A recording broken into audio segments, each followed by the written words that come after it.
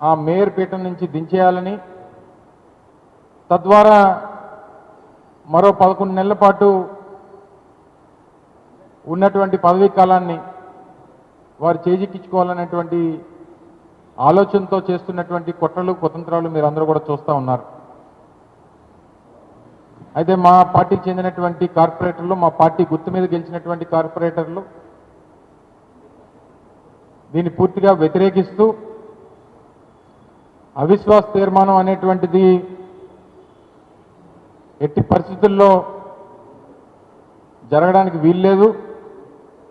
మిగిలినటువంటి పదవీ కాలం కూడా గౌరవ మేయర్గా ఉన్నటువంటి కొలగాని హరివెంకట కుమారి గారు కొనసాగాలన్నటువంటి ఒక దృఢ నిశ్చయంతో అందరూ కూడా ఉండడం జరుగుతూ ఉంది.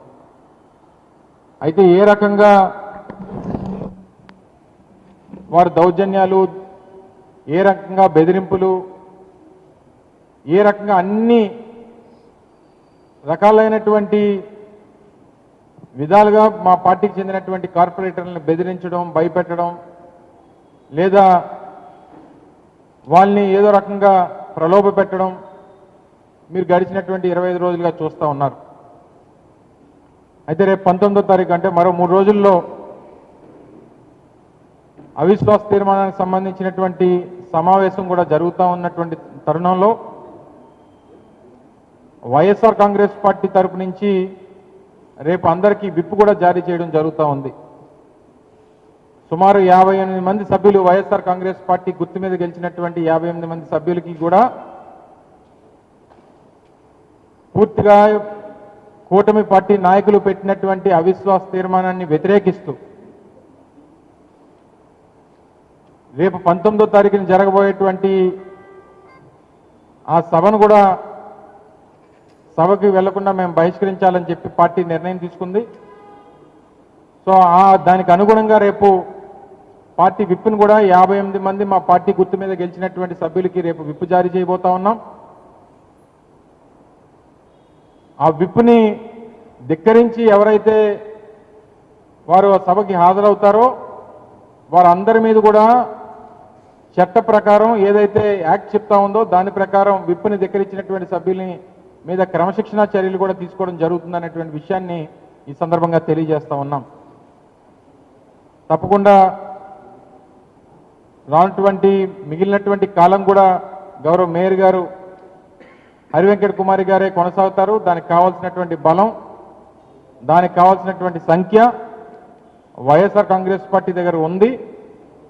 ఎవరు ఏది చేసినా గతంలో చంద్రబాబు నాయుడు గారు 95వ సంవత్సరంలో చేసినటువంటి వైస్రాయ్ రాజకీయం దయచేసి ఇక్కడ చేయొద్దని చెప్పి కోరుతా ఉన్నాం. బలం లేనప్పటికీ మా దగ్గర ఎంతమంది ఉన్నారో అంతమంది ఉన్నారు, మీరు వచ్చేయండి అని చెప్పి మీరు చేస్తున్నటువంటి బెదిరింపులు, దౌర్జన్యాలు, ప్రలోభాలు ఇక కొనసాగడానికి వీల్లేదు.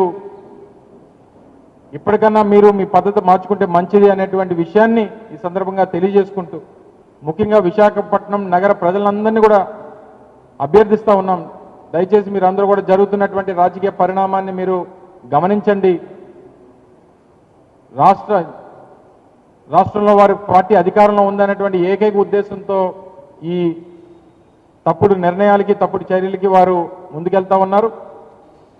ప్రజల తాలూకు మ్యాండేట్ 5 సంవత్సరాల పాటు మా మేయర్ గారు కొనసాగాలని చెప్పి ఆ రోజు 2021వ సంవత్సరంలో వారు మ్యాండేట్ ఇచ్చారు. దాని ప్రకారంగానే